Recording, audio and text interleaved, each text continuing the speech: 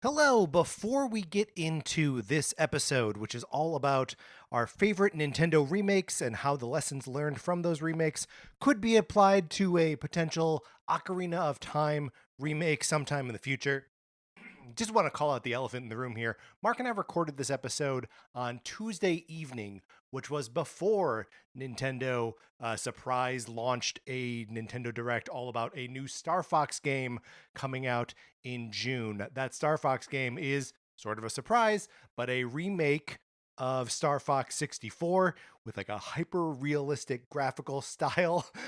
We will be talking more about that announcement and what that game's existence portends for the future of Star Fox, what it portends for the rest of Nintendo's year, what it portends for the likelihood of an Ocarina of Time remake coming out this year. Really weird to put out two Nintendo 64 remakes in 1 year. But that's a conversation for next week, Tuesday. In the meantime, please enjoy this episode, How to Remake The Legend of Zelda, The Ocarina of Time. Coming up on this episode of Nintendo Cartridge Society, our only ask for the Ocarina of Time remake, same as always, put Tingle in it!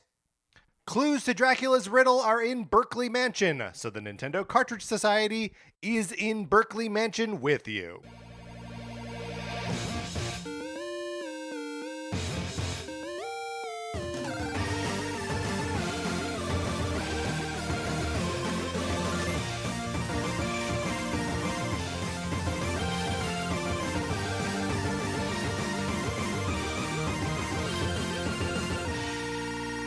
Welcome to Nintendo Cartridge Society. My name is Patrick Ellers, and I'm joined, as I'm always joined, by my co-host, Mark Mitchell. Mark, how's it going? It's going great. Patrick, how often do you, and this is not, I'm not trying to put you on the spot. I'm not trying to, there's no digs getting in here. How often do you wash your car? Oh, not that often. Yeah. How do you wash your car?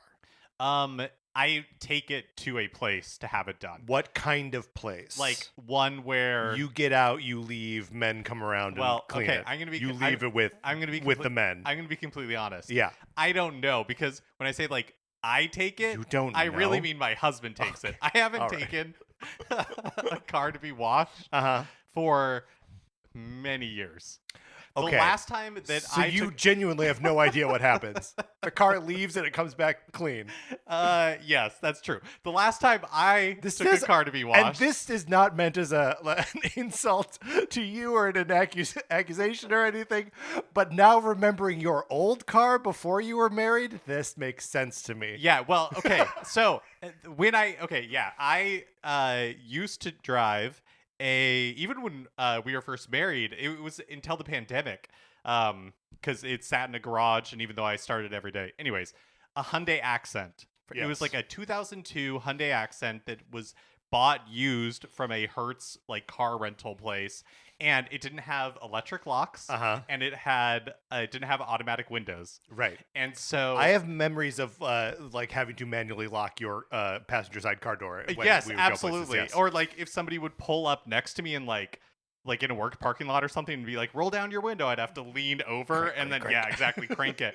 But I would occasionally wash that car, and I would go to just a manual, you do it yourself, pull into a stall, get the blasting hose and just blast it. Yeah. That's generally what I would do.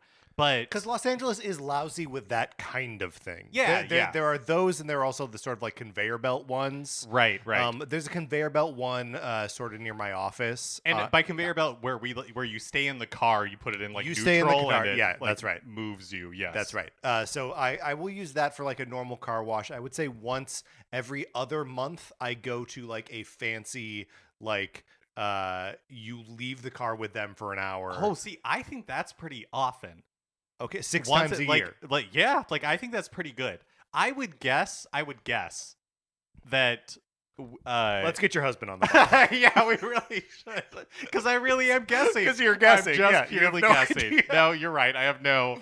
I have no personal expertise on the matter. Do you know the little car wash place under the Ralph's that you and I used to live by? I have heard. Yeah, in Hollywood. Yeah. I have heard talk of it, and I think maybe Probably the from praises Sarah and I, from yes. you. Yes, but no, I've never experienced it myself. It's great. It's like $30. Do you think it's still great? Does it still exist? Yeah, I go. That's where I go Oh. when I go for my 6 times a year cleaning. Yeah. Okay. But otherwise, I'll just do the one on the conveyor belt one. Okay. How often, if you just had to guess, would you say that the average person, like, because I think you go pretty often, but I would also guess that people go even more often than that. Well, I park my car outside, Yeah, which I know do too. you do too. Yeah. I'm just driving around in a either dusty car or clean car, depending on what my husband, I guess, feels like. Do you even know when it's clean? You also work from home, so it's not like most days you're engaging with the car. Right.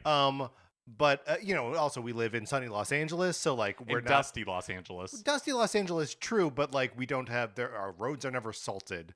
When it never snows. Yeah. So like I think people in other although you don't like take your car to get washed when it's freezing outside because it'll freeze closed. You'll be stuck in there forever. I guess Mr. Freeze. I've never thought about that. I guess more like that happen to like Mr. Nora Freeze? I think that's why he got those powers. All right, Mark, if people want to hear us talk about not washing our cars, they can head on over to patreon.com/Nintendo Cartridge Society, where if they are supporting us at the 8 or 16-bit levels, they get access to our once-a-month episodes of miniseries like NCS at the Movies. Yes, where Patrick, myself, and usually a special guest are going to see a movie in theaters together and then talking about it. Yes. We just put out an episode about The Devil Wears Prada 2 with previous guest of the show and friend of the show, Rachel Chapman. Great discussion, fun movie to talk about. But yes. There's a whole other season. Oh my gosh, there's so many episodes. There's a season and a half of that series and other miniseries, and they're available at any level on the Patreon, including free. Or actually, some of them are, not all of them. Right. There's something. Doing a bad job of this today. It's okay. We usually do a great job. Yeah. We did a bad job on Tuesday's episode as well. So this whole week is a wash. Yeah. Check out the Patreon. There's stuff there if you want to spend money or not. It's all there. And coming up later in the month, we of course will be talking about The Mandalorian and Grogu, which I'm feeling more conflicted about as the days pass. More and more, I'm like, oh, this might be like capital B bad. I don't know that it'll be capital B bad, but I do think it's possible. I also think, for me personally, the stakes are so low. Stakes are pretty low, yeah.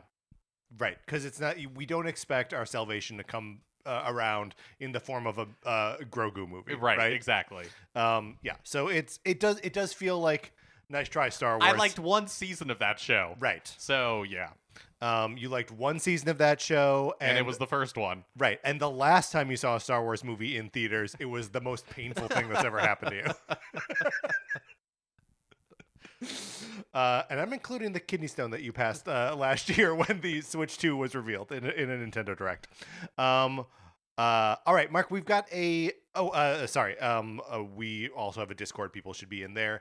If you are not, but you would like to email us, Nintendo Cartridge Society at gmail.com. We will send you an invitation. We also have a handful of emails that I would like to address here. We got an email from Chariot Goblin. How you doing, Chariot Goblin? He writes, "Hey, NCS, you raise a good point about Sakamoto's legacy on Switch 1. You and I were talking about the fact that the Famicom Detective Club games, that Metroid Dread and Tomodachi Life, these are all Yoshio Sakamoto games." Anyway, returning to Chariot Goblin's email. Looking at his resume, he is also the general producer of the Rhythm Heaven series. With a new Rhythm Heaven releasing this year, can we call 2026 Year of Sakamoto Part 3, following 2021 and 2024? Thanks, keep up the good work. I think we just call this the Decade of Sakamoto. Yeah, maybe the Switch is Sakamoto's system. I think the Switch is Sakamoto's system. Thank you, Cherry Goblin, for adding. I didn't know that he was involved in Rhythm Heaven. I know. Isn't that. The man can do anything. The man can do anything and is a huge weirdo. It must be, right? But in like a delightful way. Well, of course. In a way we all aspire to be. Yeah, that's right. And then we also got an email from Pat. Pat writes, "Hi, Patrick and Mark. I just finished listening to the latest episode about odd accessories for Nintendo products, and the Virtual Boy add-on was brought up. Nintendo and other sources have said that the accessory is required to play Virtual Boy games. However, an article about this came out on a website around launch, and I tried it out myself, but you can actually play Virtual Boy games without the accessory, although it is a little different." Oh, okay. The gameplay is displayed on 2 duplicate side-by-side screens, which makes sense since I think it's a screen for each eye and then mirrors or something else to that effect inside the headset. It's one of those try it out at least once type of things. Anyway, thanks for the great show. Yes, so it is this. I think you and I maybe even did talk about this on the odd hardware thing or in some of our previous conversations about the Virtual Boy accessory. It is true that in handheld mode, you can play the games, but it'll be on 2 tiny side-by-side screens that are just like displayed on your Switch screen. And, one represents what your left eye would get. The other represents what your right eye would get. So it's possible. I would not recommend that. Because aren't they, like, they're tiny? They're small, yeah. I wonder if there's, like, a accessibility setting where you can zoom in on the screen or something and to make it larger. I don't know. That's interesting, but yes, it is technically possible. I still think that there will be a time, probably after they've released all the games that they're going to release, that they will patch in a without the headset mode and just display one of the screens and just be like, you're on your own for figuring out the depth of field. I think that would be nice, but there is honestly like a masochistic part of me that wants them to be, for whatever reason, really like digging their heels on the principle of the whole thing and just be like, no, like the only way you're gonna do this is if you buy the thing. Yeah. Here's my only the only thing. Well, I guess there are 2 things that I feel like are strikes in the opposite direction. One is the fact that they're releasing 2 games that were never released in the first place, right? So like they're willing to mess with what the original experience was. Also, they are patching in. They will have to patch in the ability for the display not to be red and black, right? But another color. Right. So like they're already open to it being like not exactly the experience of 1995. So. That's totally true. Why not? I do think it's kind of funny that the, in addition to being like grayscale, which I think most people would want to play it as, they are also seemingly going to patch in like blue and green. Give me all the colors. I want them all. I guess. Why not? They have the power. Yeah. Give me all the colors. No color should be off limits. Let me do a negative image of it too. Why not? That would be truly bizarre. It's weird they never released a Virtual Boy Color, isn't it? Okay, that's all of our emails and business up front here. Mark, let's talk about some of our favorite Nintendo remakes.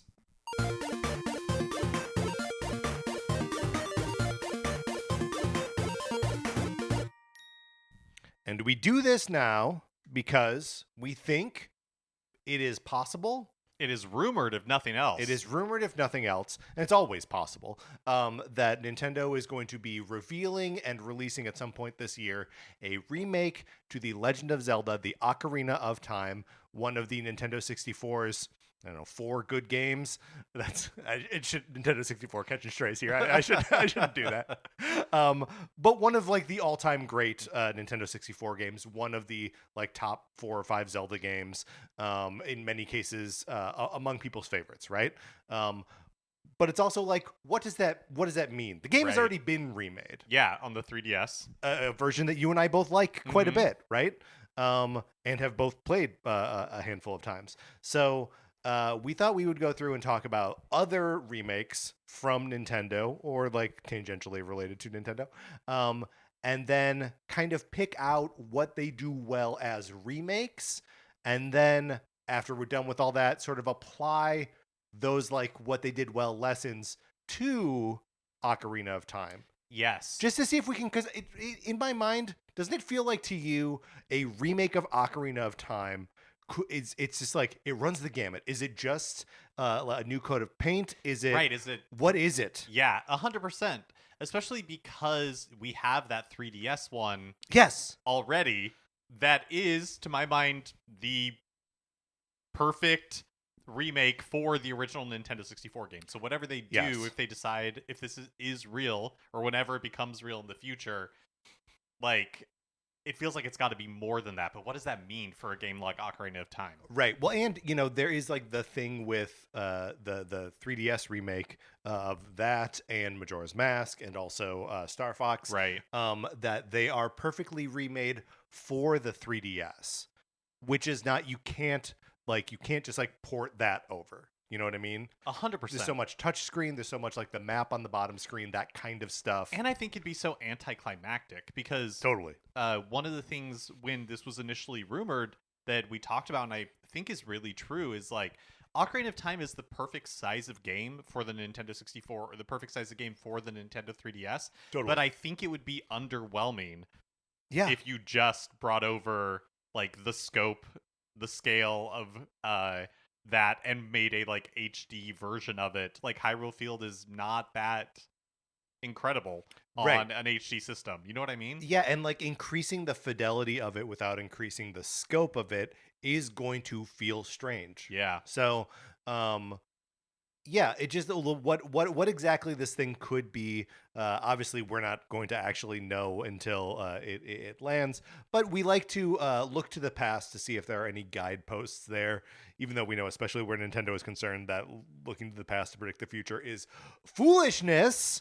We like to engage in a fair amount of foolishness on this show. So let us begin. As usual, Mark, we have both prepared between 3 and 5 examples of our favorite remakes. I want to start. I would like to go first. Yeah, if go that's for all right. But I want to just start by floating a game that I mentioned recently on a news episode as a game that I played maybe a week ago. And I apologize if it is also on your list. But in my mind, it is sort of the quintessential like Nintendo did a great job of remaking a game here and genuinely remaking it. And I'm referring, of course, to Metroid Zero Mission. Oh, So Metroid Zero Mission is a remake of the original NES Metroid game. It comes out on the GBA after Fusion, so like 2004 maybe is when this game comes out. And it's an absolute blast. It takes the same shape of the map of the original Metroid, but it condenses a lot of things. It expands a lot of things just in like the general like operation of the thing. It applies a lot of the like inventory and like how you can equip and like turn on and off like new beams and suits and power ups. Takes those systems from Super Metroid and Metroid Fusion. Like it has learned a lot about itself from the intervening games, and it applies all those back to that. And then it puts so much extra drama in the boss fights. Kraid is now huge. Kraid in the original Metroid, he's like 2 pixels taller than Samus, and like looks furry or something.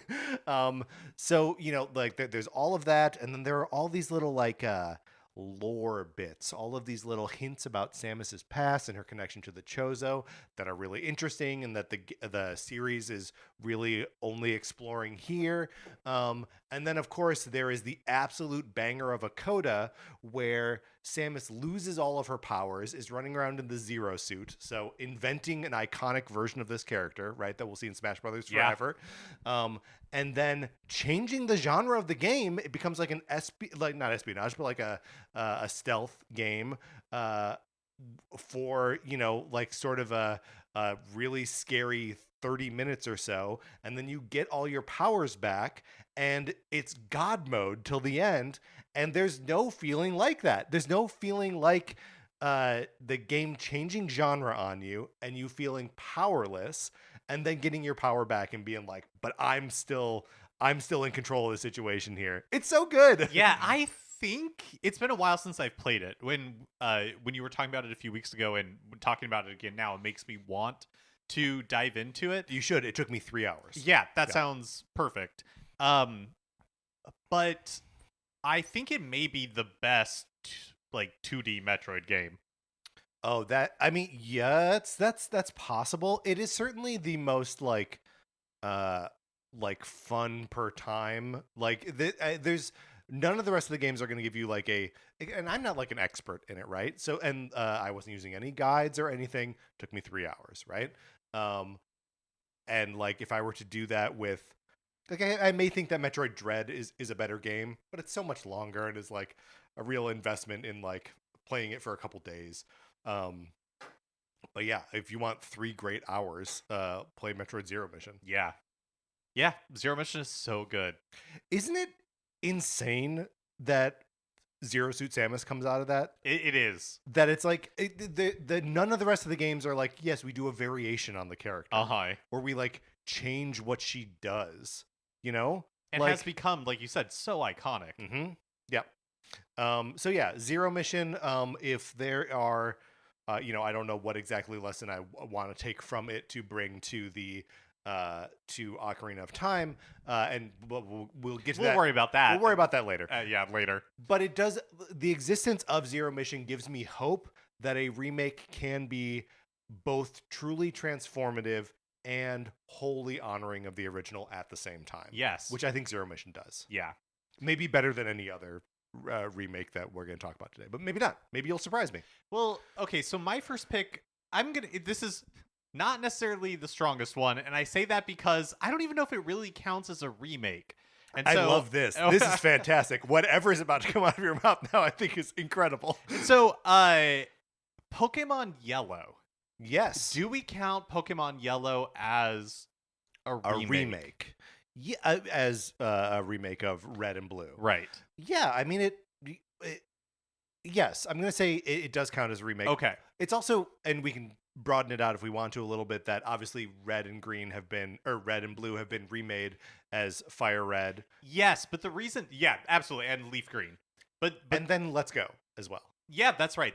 But the reason I want to, or at least why Yellow sprung to mind for me, is because that's the version of Red and Blue that I played the most of. Yeah. And it's because it gave me like what I wanted, which was to be able to kind of like have the experience that you see in the anime, right? Yes. Pikachu is your companion. Pikachu has a personality. Pikachu follows you around. There's a little sprite screen that follows you the whole game. Yes, and if you're like, you treat him well and train him well, then he is happy. If he's fainting a bunch, then he gets a little grumpy. Like, that is the experience that I wanted out of Pokemon. Like, I remember my cousin had either Red or Blue. I can't remember which one it was, but it felt so foreign. Because I'm like, what? Where's my like? I want to be like Ash. Right. Like, I want to have my Pikachu. And it truly is the most boring choice. And all Pokemon games take note that you play as a human. Shut up. Why are we doing that? It's a world full of incredible monsters. Let me play as a monster. But yeah, no, like that is. It's both the fact that like Pikachu is your constant companion, but they're just like little like references to the anime that make it feel more like what you know Pokemon to be, right? Yeah, and for me, that's like what I wanted. Yeah, that was exactly what I wanted. So Pokemon Yellow I have a real soft spot for that game. I will also just say that like one of my struggles with Pokemon as a franchise is that I like the monsters. I think they're cool. I like hanging out with them more than I like the idea of battling them against each other, right? Mm-hmm. There's always just a little bit of a cognitive hurdle for me where it's like, well, it's a video game, so they have to fight. Which is why I like something like Pokemon Pokopia so much, where it's like, yeah, these creatures are never doing battle. I'm only ever, as a Pokemon, endeavoring to make other Pokemon happy.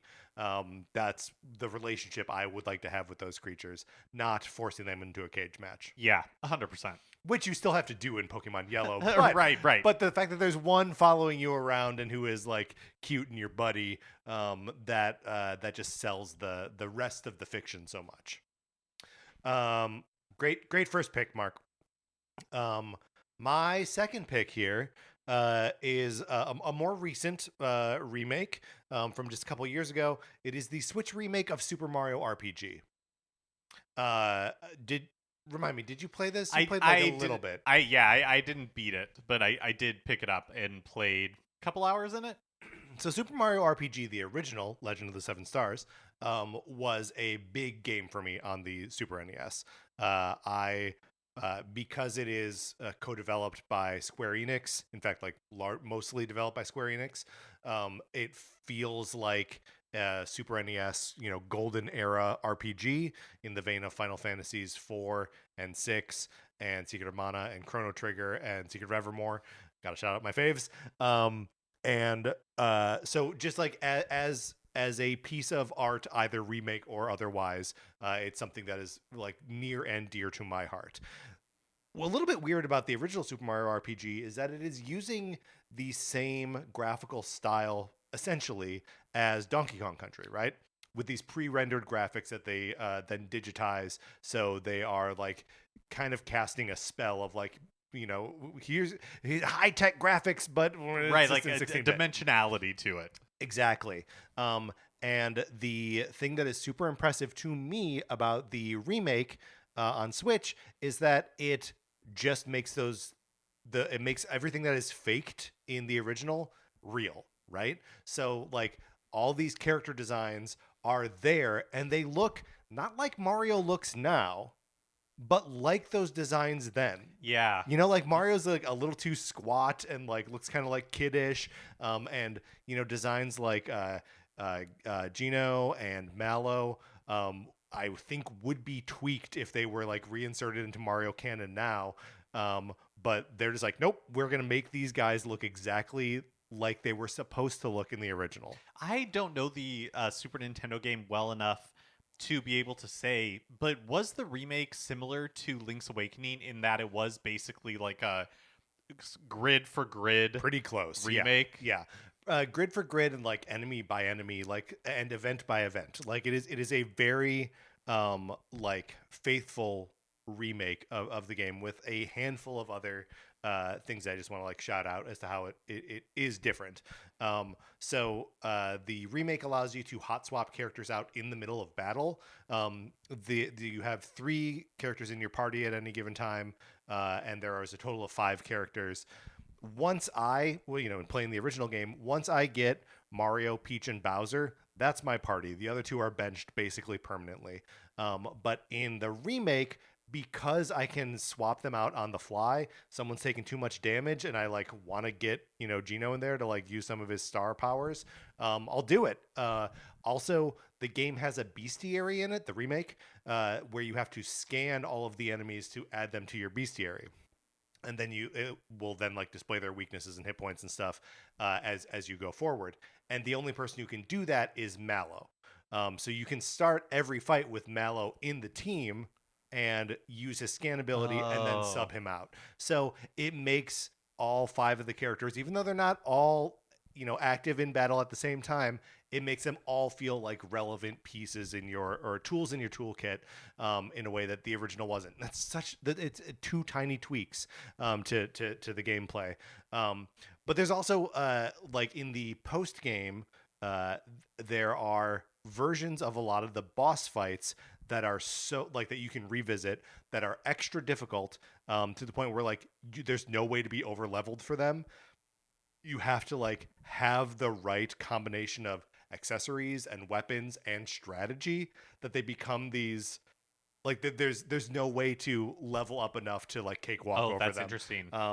It's very very cool because the game never really otherwise there's like no other. Maybe there's like a hidden boss in the original, who's also in the remake, and there's a hard version of him that you do have to usually like kind of think about and make sure you've got an appropriate inventory for. But everyone else, if you level up enough, you'll probably be fine.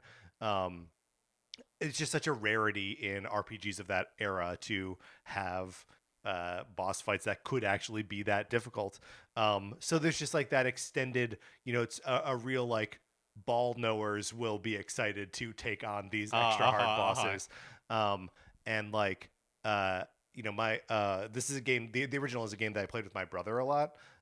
Both that and Super Metroid.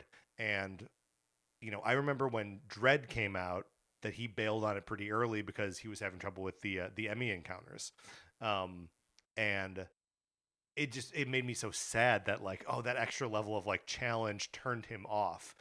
But then Super Mario RPG came out, and I think it came out on a Friday or Thursday, and then like I was talking to him on Monday, and he was like, "Oh yeah, I've done everything. I beat all the hard bosses." And, like that it actually was the the thing that a super fan wanted, right? So anyway, I think that there's not a ton of changes to the game, but in a lot of ways, that's what that feels nice. Yeah, it is. So just talking about remakes in general, like it's so funny that you want different things in a remake from different games. You know what? Like for Super Mario RPG, I don't know that it needs a complete reinvention. You know, Right. like Dragon Quest 7 just had. You know what I mean? Yeah, It's totally. like, and so how those decisions are made on which games just need a little polishing and which games require complete reinvention, that's a tricky, it's like a note when you see it type thing. Yeah, well, and I think that's one of the hyper difficult things about Ocarina of Time Right. is like we it does feel like it's a borderline perfect game, and like you can tweak a couple things, add some camera controls that make sense, and make everything beautiful, and is like that enough? It's still it feels small now. Yeah, yeah. So yeah, but you're right that sometimes it doesn't. The games don't need that much more. Although, like the Super Mario RPG remake felt like a smaller release, right? Totally, yeah. Like I was super excited for it. People who knew Mario RPG were excited. Some of them were excited for it. But yeah, it wasn't gonna. It didn't rock anyone's world really. It just delivered on the brief. Yeah, 100%. So my next pick is possibly the first Nintendo remake. Yes. If we don't count like Game and Watch or arcade ports or like that sort of thing. Okay. Super Mario All-Stars for the Super Nintendo. Not only is this a remake, this is 4 remakes. Yeah, that's right. So, the Super Nintendo wasn't backwards compatible, but I I mean, it just made sense that people would want to play the original Super Mario Brothers, Super Mario Brothers 2, and Super Mario Brothers 3 on their Super Nintendo. And so Nintendo developed a 16-bit remake of all of those games, plus a remake of the Japanese Super Mario Brothers 2 as Lost Levels. So it's like 2 remakes in one in just that single game, because it's not a direct port. Like Sure. they Yes. changed elements of Right. Super Mario Brothers 2 in the translation to Lost Levels, and then did like a whole 16-bit glow up to it as well. But this is the version of those games that I remember playing the most. So we had an NES, and I absolutely played the original Mario Brothers, Super Mario Brothers 2, and Super Mario Brothers 3 on the NES. But I was so familiar with the Super Nintendo versions Mm-hmm. that have like like the backgrounds are much more elaborate and filled in. A lot of Super Mario Brothers 3 Feel like usually to its detriment, but go on. Yes, that's the really interesting thing, is that looking, I think there are some things in All Stars that are an improvement graphically, but then you go back to like the original Super Mario Brothers 3, and there is something kind of cool in some of the limitations. Like some of the transition rooms would just have like a star field as the background, and then in Yeah. All Stars it's like filled with all sorts of business going on, and it kind of Yeah. loses something in that increased detail. But I don't think that's true across the board. Like No, I think especially the Super Mario Brothers 2, the Super Mario USA, I feel like that the graphical improvements there are almost always for the better. Some of the like the boss rooms I feel like don't translate super well because they look weirdly like they're in like Lego brick rooms. yeah, there's sometimes just too much going on. Sometimes there's just too much weird stuff. But like when you were just out in like the grasslands areas of Super Mario Brothers 2, the extra foliage is actually like pretty cool and feels like you are in like a world that has depth of field to it. But it has updated sound effects. It has updated music. They tweaked some of the physics, especially in the first game. Like, what happens after you break a block? Like Yeah, that is changed a little bit. So it's interesting being so used to playing those versions, and then going back. yeah, like on the Wii Virtual Console, or now on Nintendo Switch Online, going back, and it's like, oh yeah, like this isn't exactly what I remember, because I mostly remember the All Stars versions. Yeah, that's funny. All Stars was a game that we never owned, but I played a fair amount at friends. But I had 1, 2, and Super Mario Brothers 1, 2, and 3 on the NES. So those really are like the original versions are the versions that are in my bones. And so I am grateful that they are the versions that get represented to us Sure, over and yeah. over again. In NSO and in Super Mario Maker, and the Mario Game and Watch, all that kind of stuff.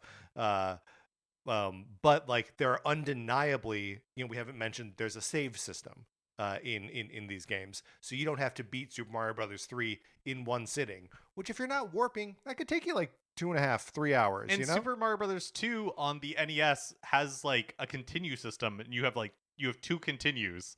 Right. And they got rid of the continue system entirely because you can save now. Right. So you just start back up wherever you left off. Yeah.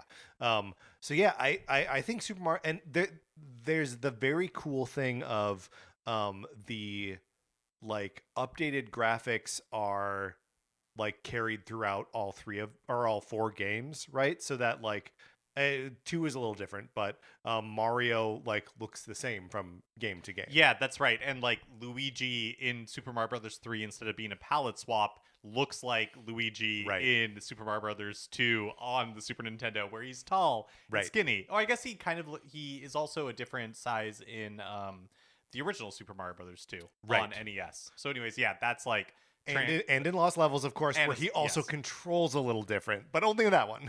And of course, regular USA. Anyway, it doesn't matter. We don't had to break down everything about the games in All Stars. Yeah. But anyways, All Stars. I'm glad that they have continued to keep All Stars in circulation in one form or another. Like, it was re-released on the Wii, and it is now on NSO. So there's and I don't know if it's on your list later, but there's like the advanced versions of some of these games as well. Not. So it's just like there weirdly are so many different versions of some of these classic Mario games, and I'm glad that they keep those different versions in circulation. That is something though that makes me realize that, like, why haven't they remade Super Mario Brothers 3? You know what I mean? Like within the last 20 years, because like it's on. They remade it on GBA.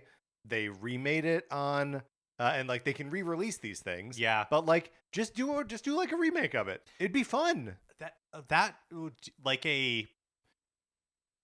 like Super Mario Brothers Wonder engine. Yeah, like remake of Super Mario Brothers 3. That would be really interesting.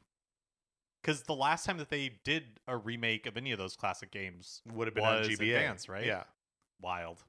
But and something that I find so cool about Super Mario All Stars is that, like, yes, they were doing the sort of like, it's a compilation of these games that we're sorry aren't forwards compatible. We know that they are like system sellers and like probably the reason you bought an NES in the first place. So they're here, but then they also put another game that was new to Americans in it, right? Yeah, in the form of the Lost Levels. So like, not content to be a compilation and not content to be like a make good for non-backwards compatibility, also something genuinely new to that audience. Yep. Yeah, it's a killer collection. It really is.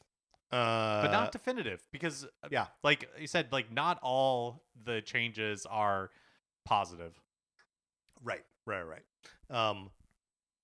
Yeah, well, I was going to keep talking about Super Mario Brothers 3 as it appears on All Stars, and it's like, but there will be time in the future. That's not what this episode is about. Mark, I'm going to go a little bit off the assignment. Oh, here we go. I'm going. This is undeniably a remake. This is not a Pokemon Yellow situation. Um, but this is a game that to date has not appeared. The remake has not appeared on a Nintendo platform. The original started as a Nintendo exclusive, a GameCube exclusive. I'm referring, of course, to Resident Evil 4. Oh, very good. Yeah. So the Resident Evil 4 remake is pretty faithful. There are events and like parts of maps that are not present. There are parts that are blown out in the remake, but it is by and large executing kind of perfectly on the premise of Resident Evil 4, which is to say a more actiony version of Resident Evil, starring Leon S. Kennedy, who is action star incarnate, right? It's still very spooky. The atmosphere in the game is impeccable. There are two settings in Resident Evil 4: the village and the castle. There's like a moat room that are like all time, top 5 video game locations that they perfectly translate over to the RE engine and this next generation look. And speaking of the RE engine, the game is obviously all presented in there, and because they're working some kind of witchcraft with that thing, it is one of the most beautiful looking video games on the planet. So we'll just put that up as like a feature. Looks better than you could imagine a video game looking. But one of the big changes to the game's story or presentation or whatever is the role of Ashley, the president's daughter, who you are rescuing as part of the narrative of this game. In the original, she's kind of young. I think she's like a high school girl or something like that. And she and Leon have a relationship that you can only describe as maybe 2 words. Maybe 2 words could describe it: both problematic and pervy. The game is a little too interested in how short her skirt is and all this kind of stuff. And the remake ages her up, gives her a little more agency, makes his he's not as lascivious towards her. Everything there is just improved immensely. So it's just whatever gross little residue of whatever gamer culture was still infecting Resident Evil at that time has been wiped out. The gamer virus. The game, that's right. We don't have a vaccine for the T virus, but we do for the gamer virus, and we are applying it. And it's the game is so good at cutting out the sort of repetitive puzzles of the original and the quick time events of the original, and just replacing it with in-game action stuff. But which I think is something that is a total victory on Capcom's part. But a possibly even bigger victory is that I don't have to be embarrassed by the story while playing it, and now all I'm left with are cheesy action one-liners, and I don't have to feel bad about that. No. So yeah, I absolutely love the recharacterization of Ashley and their relationship throughout Resident Evil 4. Yeah, that I have not played the Resident Evil 4 remake. That's one that I'm hoping the Capcom will eventually port to Switch 2. Yeah, me along too. with the Resident Evil 2 remake, which I have played, and the Resident Evil 3 remake, which I also have not played. So hopefully someday those make it. But yeah, that sounds incredible, and a lot to noodle on as we get to the next section. Yes, Yeah. exactly. Oh, can I ask a question about the 4 remake? So when you say that they that village section, did they recreate the village? Is it the same size? Is it basically a 1-to-1 in your mind, or do you think they elaborated on it? I think they elaborated on it a little bit, and it's more that the famous scene when you first go in there absolutely. And they're burning a guy at the stake and you just have to battle guys. I'm pretty sure that arena is 1-for-1. Oh, perfect okay, geometry. yeah, that's what I was wondering.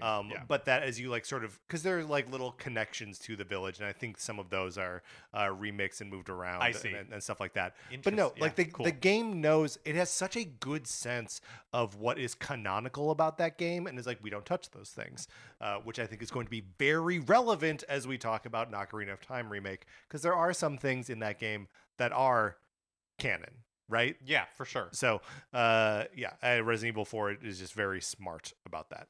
My next pick is the Famicom Detective Club remakes, The Missing Heir and The Girl Who Stands Behind. But the thing that I think is kind of interesting, like I obviously love them, they're right up my alley. We've talked about them a lot on the show previously, so I won't like repeat some of those beats. But I feel like something that's really interesting about those remakes is that they were brand new to me, so Nintendo had to make a presentation that would feel acceptable to modern audiences. But the thing that I think is really notable about them and make them kind of like difficult to wholeheartedly recommend is that they faithfully maintain the like cruft or like the friction of the originals. And they make like no effort to improve or smooth any of that away. Yes, which is to include a lot of just like a complete lack of signposting in a lot of places. Right. Yes. Like so it leads to a we've lot talked of about like this specific. frustrating like Yeah, backtracking and just like clicking around and just kind of guessing or, you know, using relying on a guide right? in order to get through it. We've talked about this moment in The Missing Heir a couple times on this show, but there is a point where you have to go to a cliffside that you have been to literally like 50 times at this point.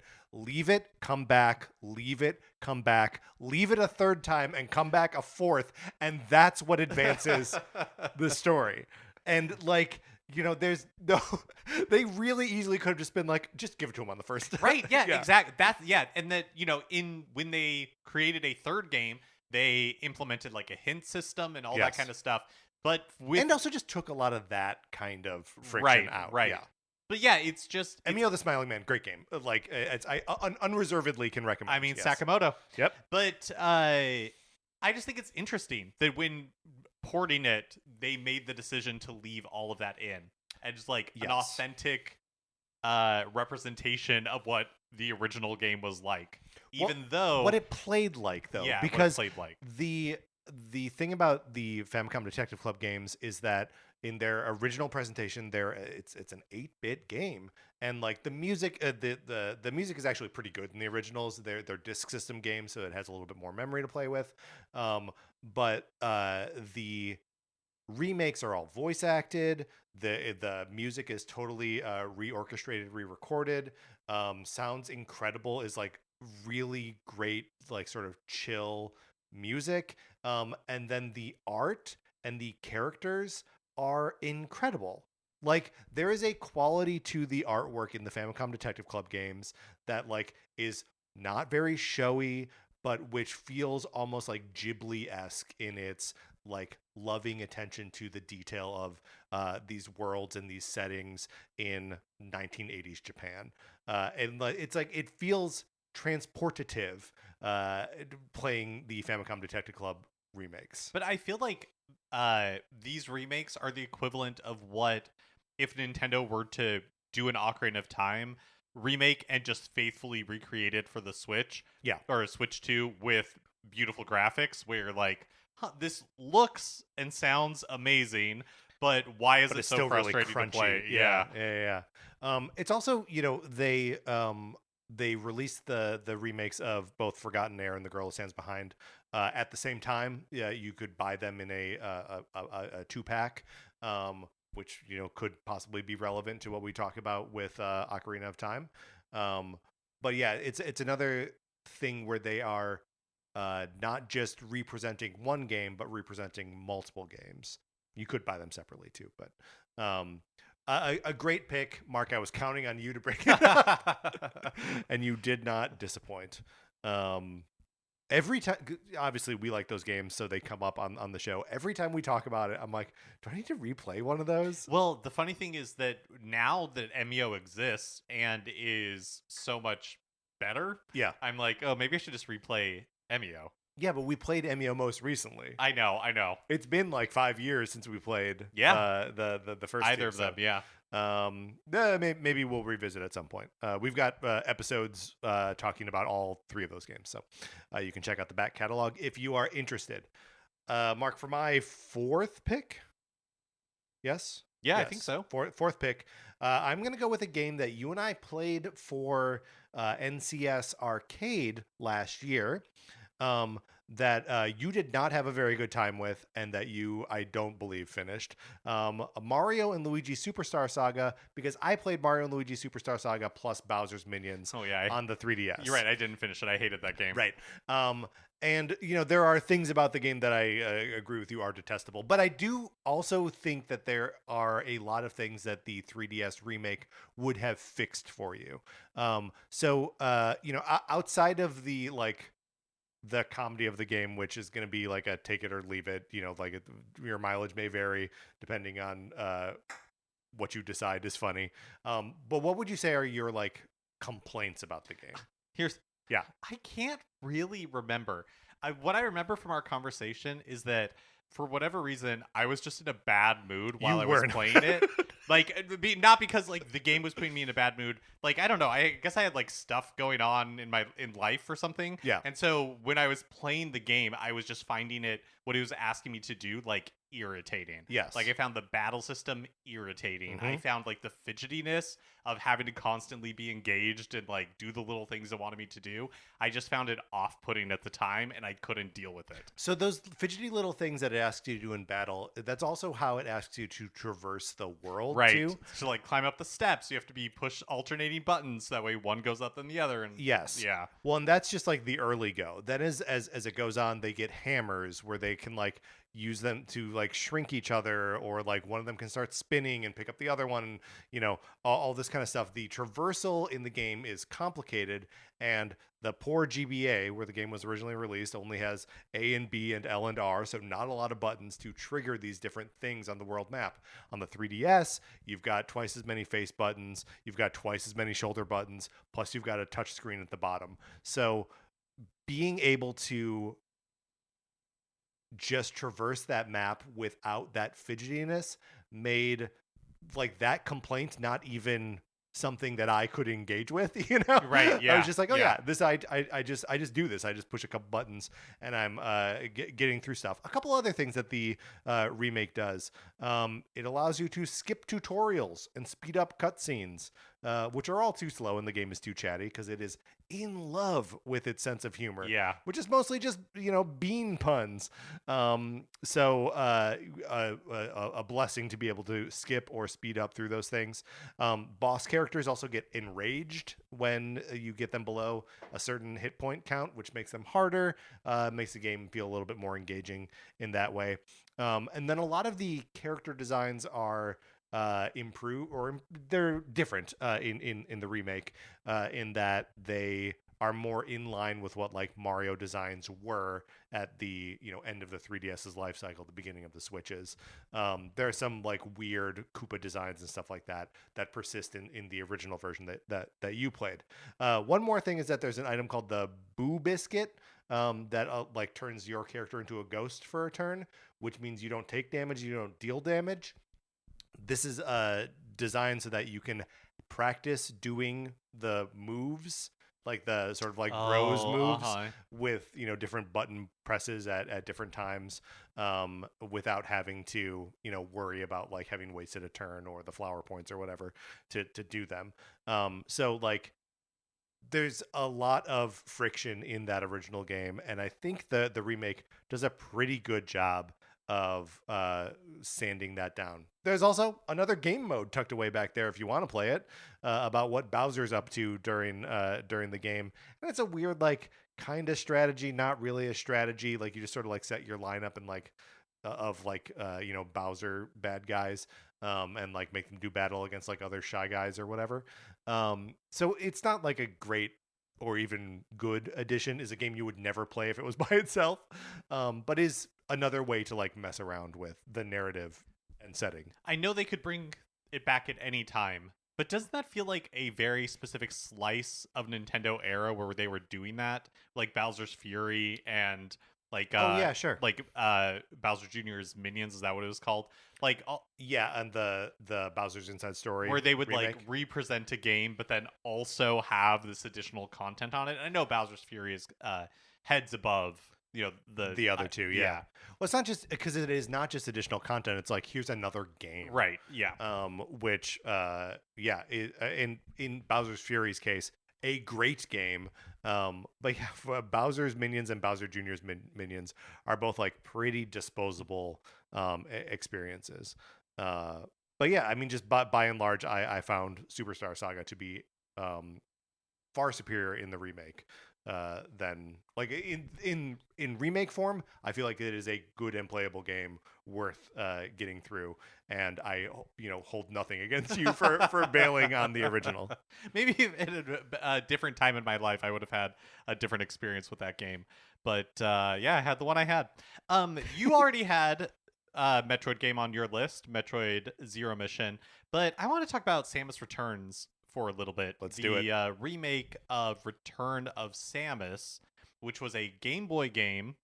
And then on the 3DS in 2017, they announced Metroid Prime 4, and then surprised us after the E3 presentation in Clubhouse, in Yes. Treehouse Live, that, by the way, also we have a 3DS remake of the second Metroid game, Samus Returns. What a weird snapshot of that time that they were so rightfully and obviously focused on the Switch that they had a remake of a Metroid game coming exclusively to the 3DS, and they were like, that can't be part of our presentation. Right. I mean, the first, like, quote unquote, new 2D Metroid game in a long time, right? Since a Zero Mission. Yeah. Right? Because we're not counting Other M. Right, and even if you count Other M, that's still probably like 8 Great point. years, 7 years. Anyways, Samus Returns, the thing that I think is really notable about it, like, it takes the original game, which I don't have that much familiarity with, and does so much to blow out the world and the lore and all that kind of stuff. But I think the most notable thing about this is that it gives Samus a new ability. Yeah. The like melee counter that she can do with her arm cannon that like stuns enemies, and if you execute it successfully, then she gets kind of like a boost, like can immediately shoot missiles or like something like that. Yeah, it's like the immediate like fire back that you get is perfectly trained to that enemy. And this, like, the first really meaningful addition to her arsenal in a long time. And is it done better in Dread? Yes. Like, do they elaborate it and make it feel like, because in Samus Returns, it's really slow and it stops the action, and in Dread they just made it so much more fluid. And oh god, when you're running and counter something, it's so satisfying in Dread. And then they also made like little changes, like she can freely fire in any direction, which now, is with genuinely huge. Difference. Yeah, more than the other Metroid games, which are also very like combat focused. Like the sort of marching orders of Samus Returns and Return of Samus is there are a certain number of Metroids on the planet. The counter is on the screen at all times. Your goal is to kill them all.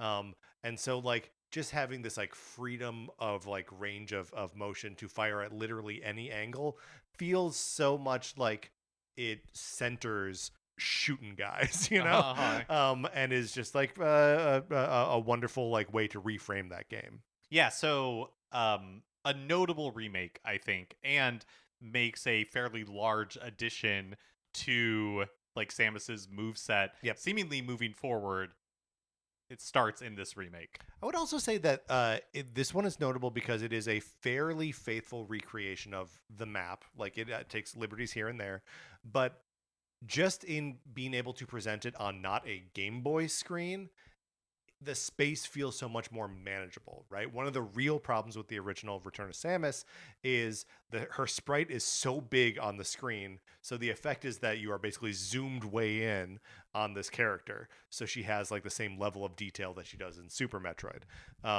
And, when you are putting it all on 3DS, you're like, forget about all that. Right. We are no longer constrained by the Game Boy, which, why were we not to this earlier? But fan games had been, but I think Samus Returns is a great remake. It is the only Metroid game I've 100%ed in my life. Oh, really? And I think it absolutely rocks. Great amiibo for it too. It has like the like broken canister and a Metroid. Oh yeah, that is a great one. And the Metroid itself is kind of squishy. Uh-huh. Great game, great call out, Mark. All right, back to me. This is my last like main one. I've got a bonus Okay. that if we don't talk about it elsewhere, I'll bring it up. But this is not a Nintendo published game. I'm going back to the Capcom well here. And not for another Resident Evil, even though I could have other conversations about Resident Evil 2 or the original Resident Evil remake on GameCube. But I'm talking about Mega Man Powered Up for the PSP. Mark, are you familiar with Mega No, Man not at Powered all. Up? Mega Man Powered Up is a remake of the original Mega Man, Mega Man 1. Always sort of like the black sheep of the NES set of 1 through 6, which are all very similar games, but by 2 they've like kind of balanced out some things. We are and by 3 we're introducing like slides and charge shots and all this kind of stuff that becomes sort of Mega Man mainstays throughout. There's also, the original game only has 6 robot bosses. All the rest of the games have 8 robot bosses. They decide 8 is that's the formula. And there's also like a score counter. Like the original Mega Man is like so close to being Mega Man, it's just like not there yet. It is a real rough draft of a game. Powered Up is a like 3D graphic, sort of like chibi design. Like all the characters' heads are really big, and is a remake representation of the first Mega Man. It adds 2 bosses, Time Man and Oil Man. And it's not Daniel Plainview, before you ask. It is a robot who is oily. It also adds like little like cutscenes and like story about like where Mega Man comes from and what Dr. Wily is up to. And so there's like writing in the game and all this kind of stuff. But beyond this, if you beat a robot master, so first of all, the sort of like alchemy of a Mega Man game is when you beat a robot master, you get their weapon, you use that weapon to attack the next robot master who's weak to that weapon. The chain in this one, with the addition of two more robot masters, totally different. Totally changes the whole thing, right? Also, the levels are remixed. They're still like, Elect Man is a largely vertical level in the original game. It's still vertical in this one, but the layout is different, right? The spirit of the levels stays intact, but they are laid out differently.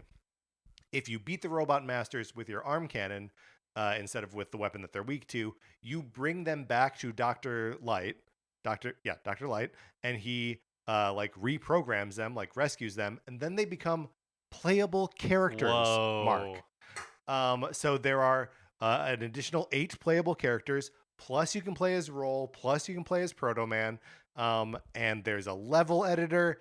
There's a version of the thing where you can just, using the new like updated graphics, play the original layouts of the levels with just the 6 robot masters.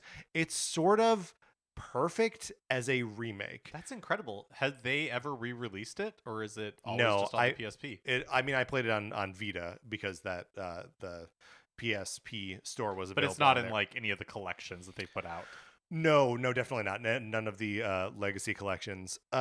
It's just and you can unlock the slide and charge beam from the later games in the series. So it's just like, it is such a smart little package. That's really cool. Like Mega Man 1 is a game that I don't revisit very frequently when I'm thinking about playing classic Mega Man games, but like Powered Up is a perfectly like good way to rehabilitate the sort of black sheep of the family. I have one more as well, and then maybe like a honorable mention, there shout out go, type yes. thing. I have talked about this a lot on the show recently because I just recently finished playing it, so I won't belabor it too much here. But Final Fantasy VII Remake, I think, is my man. We have had examples of very faithful, like almost 1-to-1 remakes in Mario RPG, and then you have something like Final Fantasy VII Remake that says, okay, but what if we like blew out all of this, and what if we made you feel like you were in an awesome action movie in the most important moments of the game? Like the moments that like But all of the moments become the most important moment in the game. I mean, there's like connective tissue between chapters that I talked about before that I was kind of like I could totally do without this. But when you get to like a boss battle or a sequence, you know you're in a sequence. Like the that's opening of Final Fantasy VII Remake is an adrenaline rush, and it is incredible because it is everything that you like envisioned a Final Fantasy VII remake could be. You feel awesome. The characters are like rendered vibrantly as characters. Yeah. And that I think is the magic of Final Fantasy VII remake. And I'm really excited to see how like where Rebirth goes with it. But it's just like it's when you were a kid and you loved these characters and this world and you imagined what those moments could be like and they deliver on it. Yeah. It's pretty special. It really is like they just take the original and like excavate every moment of fun or engaging gameplay and are like, let's make this a thing. Like that, let's blow this out. And sometimes to its detriment, a lot of times to its like just pure excitement. Yeah. And not the RE engine, but also just gobsmackingly beautiful. Yeah, looks really great. Even on in the Switch 2, looks really good. But yeah, I mean, it's such an exciting, and this is just one part. It's telling us a small sliver of the story, and not to jump too far ahead. Like, can you imagine an Ocarina of Time remake that followed the Final Fantasy VII remake, where it's like, no, we're not giving you the whole game. You're just getting the young Link. You're parts. just getting and we're just gonna blow that out. Yeah, and then like the time jump will come later. And then we'll deal with all that stuff in the next game. Yeah. Like, the scope of that is pretty incredible, and that they executed any of it successfully, much less, 2 Rebirth is supposed to be amazing, and hopefully the third game turns out really well as well. The fact that they were able to do it even once is pretty remarkable. Yes. Well, and there is a spoilers for Final Fantasy VII Remake, but the game is the beginning of a like new like iteration of this timeline, right? Like it addresses the fact that it is remaking the events of the original Final Fantasy VII within the text. There are beings within the game that are trying to keep things on track. Barrett dies for a second towards the end of the game. The spirits are like, wait a minute, no, hold on, that doesn't happen, and bring him back to life. So like they'll never do this with Zelda, but like the idea of like taking that like recursive nature is like literal, make that remake is not that's not just like a tag to identify that you're buying the new version of the game. The name of the game is Final Fantasy VII Remake, Right. It becomes part of the text, the fact that it is another go at this story with these characters. And yeah, like for something like the Legend of Zelda series, which is all about a time, not all about, but so much of the lore is about like a timeline. Yeah. And, I don't know. It's just very interesting. This is also like the fulcrum point for where the timeline splits canonically in the Zelda series. So like, do we find like another split through the Ocarina of Time remake? Yeah. Are there parts of that? It doesn't. I feel like you need someone like so heady and so interested in like that part of the story. It's very meta in a way that Nintendo tends not to be. Exactly. I can't think of an example where they've been meta to that degree. Well, Wario Land 4. Right. No. You're right. I stand corrected. Great. Love talking about Final Fantasy VII Remake. And as a like blueprint for what a remake can be, like I really, we've talked about a lot of good Nintendo ones here, but like Final Fantasy VII and Resident Evil 4 are kind of unbelievable in what they're able to do as remakes. So, do we want to get on to some honorable mentions here? Yeah. I just wanted to shout out the Link's Awakening remake on Switch, because it keeps the game intact tile by tile. Like it is identical to the gameplay experience. A lot of the improvements gameplay wise are just like this Switch has more buttons than the Game Boy did, so you can always have your sword out, that kind of thing. And then of course that it does a sort of like constant scrolling thing on the overworld instead of like screen by screen. you could argue that's an improvement or is not an improvement, is a difference for sure. But I think the thing that Link's Awakening does remarkably, and in a way that so few other remakes do, is that it doesn't update the graphics. It doesn't bring them in line with anything that exists. It invents a new art style for the series. If we see Link's Awakening, like stop motion looking Link in the next Smash Brothers, I won't be surprised. It's that sticky of a concept, right? And that's I'm sure part of the reason why Echoes of Wisdom exists at all is they're like, we need another game that looks like this because this look is lights out phenomenal. And like that's just not something you expect from a remake, to be like, yeah, invent a whole new aesthetic for this thing. Yeah, totally. And that carries over to the music too, because the music in Link's Awakening on Switch is so like transparent and open. It's always like minimal orchestration, like 4 or 5 instruments, and it's all the same tunes as before, but the arrangements are like really something special and sound unique in a way that is not replicated in the rest of the series. I don't always think of the soundtrack of that game, but you're totally right. Yeah, it is. Yeah, it is really cool. Did I have another note here? I have 3 bullet points. Did I say them all? Yes, I said them all. Okay. I just want to kind of like, I guess, a tip of the hat to Metal Gear Solid: The Twin Snakes, because I've talked about this in January when we were talking about ports that we would want to see on Switch 2. And this Even was though by something old. Yes, I love that. And this is absolutely something that should be coming to the GameCube. Right. NSO, yeah, that's right. right. But yeah, it was like third-party ports or something, or games we want to see on Switch 2. Anyways, Metal Gear Solid: The Twin Snakes. So something that I think is interesting about this is it, similar to what you were saying with like that Mega Man remake, is that it takes gameplay mechanics from Metal Gear Solid 2, yes, and then like maps them on to the original Metal Gear Solid, which I think is interesting. And then, did you have another honorable mention? No, or should I you just can go go ahead again? if you've got another. The final thing I wanted to tip of the hat to was Luigi's Mansion remake on Nintendo 3DS, because it of course, introduces Gooigi into the world. And we just need more Gooigi specifically, and more abstractly need remakes that introduce time-traveling versions of... Well, time-traveling goo versions of our main characters. But yes. yeah, but a new character that you can play in co-op. Like, yes, that's... please, more remakes do that. But also, if the Ocarina of Time remake doesn't have Gooigi, specifically Gooigi, and and people better remark on how he smells like coffee and tastes like coffee.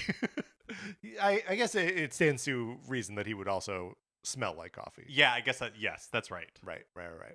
All right. Well, so now the exercise from here is we want to take a single lesson from each one of these games that we've talked about, each one of these remakes, and talk about how it would be applied to an Ocarina of Time remake. And like we, a few weeks ago, were kind of taking one thing from every Star Fox game that we'd want to see in a new Star Fox game. Yeah. I think if you mix all these together, it would probably be a mess. So we're not saying that taking all of these components will make the perfect remake. Right. It's just one thing from each game that would be interesting to see in an Ocarina of Time remake. Right. But what the hell? Let's assume that all 10 of these things are going to be part of the remake. Yeah. So let's start with Metroid Zero Mission. Okay. And I think the thing that I would like to see the Ocarina of Time remake take from this is like a fun coda or something like right towards the end of the game that strips away all of the abilities that Link has gained, during this time, and that you have to play the game differently. Like, I really want to capture that moment, that Zero Suit Samus moment from the end of Zero Mission. Yeah, that's interesting. Like, I wonder if you could do that in the Ganon battle itself. Yeah, I want, because like there is an element of that where like you lose the sword, but yeah, or even if it's just like escaping the tower or something, because that sort of just like played as like an escape, the self-destruct whatever. Yeah.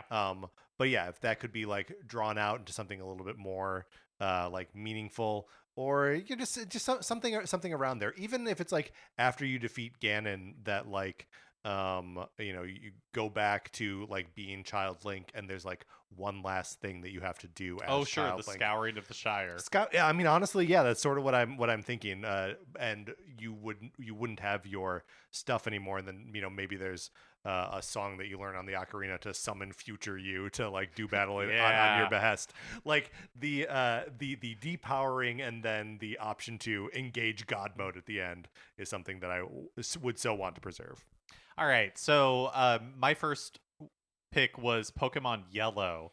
What would I want to pull from Pokemon Yellow? Is it something about like, how Pikachu follows you and is lovable and all that kind of stuff? Is it a little bit of a rehabilitation, a little change to Navi, I think it perhaps? 100% is. I think it's making her more charming. It's like gamifying your relationship with her, so you like have to keep her happy. She can maybe take damage or something, and you don't like you want to prevent all that from happening. Um, but yeah, like I think that's it. Is turn her into your Pikachu in Pokemon Yellow. Yeah, interesting. Yeah. Um, Or you invent a whole new character like called Orbzalon that everybody will love. sure. Or everyone will love Orbzalon. I mean, what the heck? Just put Pikachu in the game. All right, Super Mario RPG. I think the thing that I want to take from Super Mario RPG is either the idea of just giving the game incredible graphics that represent that are so in line with the designs at that time, and not make him look like Breath of the Wild Link, but like really uh, be true to the designs of the original, or the second versions of boss fights that are like Right. super difficult and that you Yeah. have to be like perfectly kitted out for. Or Yeah. both. Let's do both. All right, Super Mario All Stars. What do I want to take from All Stars? Because one thing I was thinking is, we had Lost Levels, but we've already had Master Mode, which previously, right, Mhm. was like Japan exclusive until it showed up on It showed up on that GameCube, the GameCube disc, disc, right? And then it is It's part of the 3DS it's part of the remake. 3DS, but I think you have to beat the game before it offers you Master Mode. Yes, yeah. But I mean, let's just say table stakes. I want Master Mode in the remake. Yeah. But yeah, what else to take from All From Stars? Super Mario All Stars. Let's see. Is there like there's no universe where it becomes like a Nintendo 64 Zelda compilation remake, right? Where like Ocarina of Time is, or where Majora's Mask is also included in it. But they like, do they keep them as discrete games, or in that, or would you? You would have to. The mechanics are so They're impossibly so different, right? Yeah. So yeah. Okay. Cool. Yeah. Let's do that. That's what we want out of an Ocarina of Time remake. Is also a Majora's Mask remake. Yeah, no big deal. Okay, Resident Evil 4. I was talking a lot about like the sort of rehabilitation of the Ashley character. And I guess we've talked a little bit about like Navi and how like with the Pokemon Yellow thing of like making her an active partner. Also, you have like maybe a more direct analog like Zelda and Sheik Yes. in Ocarina of Time, but I don't know that needs like a significant amount of work. To me, the thing that you were talking about that stands out is how they were able to like preserve those in Ember, like those important, Yes. like iconic moments, like in Resident Evil 4, that first village Yeah. scenario, and how that would be so important to, and I feel like Capcom's been able to do that so well in Resident Evil 2 remake. I haven't played 3, but and that's something that they've really nailed. And that 3 is actually I like the Resident Evil 3 remake, but that actually is one of the things where the clock tower section is missing from the remake. So like that is right, because that is one of the canon moments from that game, and it's just absent. That's weird. It is weird. It's my understanding is that Resident Evil 3 was a B team, and so they like didn't have the time or resources really to blow like everything Arkham out. Origins. It is a little like Arkham Origins, but yeah, I think Mark, I think that's an excellent point. Is that I want that sort of the ability to recognize canon from Resident It's Evil like 4. this part we preserve perfectly, Yes. and then the other stuff we're free to elaborate on. Right, Yeah. right. And kind of knowing what that is. Yes, what the wisdom to know the difference. It truly is. The wisdom to know the difference, yes. Okay, Famicom Detective Club is up next. So I guess like what I would want to take from this is the beauty of the Famicom Detective Club remakes. Which I think if there's no world where we get an Ocarina of Time remake that isn't beautiful, right? Right. But yeah. If they were like holding to the sort of like anime aesthetic of Famicom Detective Club, that'd rock. Yeah, but I mean, like, not to jump ahead to one of yours, but I think it was Mega Man that we were talking about, like the new art style and all of that, or no, it was Link's Awakening, where they invented an entirely new art style. That is what I want. If there's an Ocarina of Time remake, I don't want it to look like Breath of the Wild. I want it to look like something Zelda has never looked at like before. You know what it could look like? When's that Orbitals game coming out? The one that looks like the sort of like 80s anime? Sometime this summer it's supposed to. That would be cool if it looked like the original like liner book notes. You know, like that like 80s anime aesthetic. For the original Legend of Zelda. Yes, for the original Legend of Zelda. And Zelda 2, Wild. That would be wild. Now I'm going to be mad when it's not that. Well, this is for the inevitable Zelda 2 remake like we were talking about on I know I'm wise enough to know the difference that is not going to ever happen. Though I did just get excited about Orbitals. I think that'll be fun to play. Okay, Mario and Luigi Superstar Saga. Striped socks, of course. Of course, striped socks as a piece of armor. I don't know. I imagine the game will be very good at this, but like. Let me skip cutscenes and speed through dialogue and stuff like that. Give me the ability to sort of like grind off the parts that are a little more frictiony. Samus Returns. Yeah, this is one where I feel like let's give Link additional moves. Yeah. Right? Let's not feel like it has to be the Ocarina of Time quote unquote combat, which is really just swing the sword. Yeah, well, and there is like the jab, right? They're doing that in Ocarina of Time. Yeah. Jab and swipe and the overhead. Which is sort of become Zelda standard for every game that has like the Z targeting. Do you want Z targeting in the remake? No. Okay. Although, I mean, I guess like you have lock on in Breath of the Wild and stuff, right? Yeah. So yeah, I mean, something like that is yes. So yes, I guess I do. But let's increase his offensive abilities. Mega Man powered up. So I'm gonna take the 2 additional robot masters, where it's just like, give me like as Child Link, I know that there are 3 dungeons that I'm gonna be in the Lost Woods. I'm gonna go to Death Mountain. I'm gonna go to the Zora's Realm. Give me 2 more. Oh, that'd be cool. 2 like 2 more brand new dungeons. Yeah, that would be really neat. With 2 more dungeon approaches, and like maybe we would get like put the Rito in there somewhere, and I guess we got to make up another Zelda race. No, we can do River Zora and the Ocean Zora, right? But also maybe kind of cool to introduce an entirely new like, variation or race or something like that. Why not? Into the world. The other thing that from Powered Up that I think would be interesting, same like I kind of mentioned with Twin Snakes, is taking something from a future game, like a mechanic, like just as an example. I don't know that it'd really work, but like Breath of the Wild's breakable weapons, right? Sure. Or like variations on weapons. So bringing a mechanic from a future Zelda game into an Ocarina of Time remake. Wolf Link. It's like, something like that. Here's the other thing in Mega Man Powered Up. Multiple playable characters. We've not touched on playable Sheik. Please.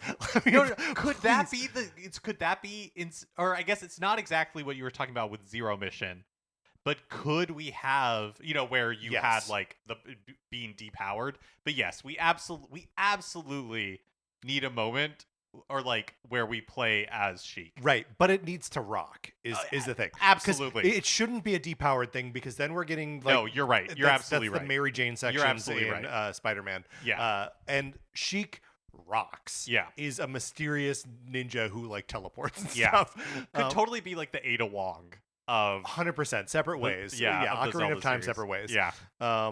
Yes, and then you've got one final Final Fantasy VII Remake, which is just like make all the big moments feel awesome, I think is the thing. I mean, look, if we were being really ambitious, it's like, yeah, let's do the remake thing. Let's blow out Ocarina of Time to impossible proportions. Yes. Make it 3 games that you're committing to over, like 8 years or you something. You could do it in 2, right? You could do the young you Link could do and then the grown up. Yeah. But I think you could. But anyways, that's like the impossible dream. A realistic version of it is make the big moments just feel incredible. Yeah. I mean, I won't really rest until it is like true within the narrative that this has happened before and will happen again. Right. And this time it's different for whatever reason. Also, just put chocobos in the game. Put chocobos in the game. I want Chocobo Charlie. Is that his name? Chocobo Joe. Chocobo Joe. Yeah, I want Chocobo Joe wearing that stupid hat. He's going to like a formal event in that like cowboy hat. Ridiculous. Do you want to call out anything from your honorable mentions? Nope. Okay, great. So that's how we would, that's the mess that we would make of the Ocarina of Time remake. Mark, let's close this out.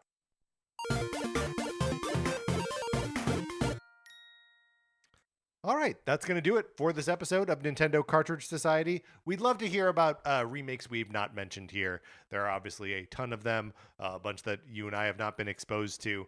But what lessons have you learned from other remakes? Email us, Nintendo Cartridge Society at gmail.com. Or get in the Discord and we can talk about it there. It's still... Even in like talking about all these different ways that Nintendo and other companies have approached remakes, I have no idea how they're going to approach this one. If it's even real. If it's even real. Great point, Mark. Thank you so much to our 16-bit patrons, Connor McCabe, Kyle Seaborn, Drew Mackey, and Anthony Lobergelis. Get in our Discord if you're not already there. Email us. We'll send you an invitation. Anthony DeLuca made our logo. Our theme music is provided by 8-Bit Betty. You can get more of his music by going to 8bitbetty.com. or by listening right now. For my co-host Mark Mitchell, this is Patrick Eller saying thank you for listening.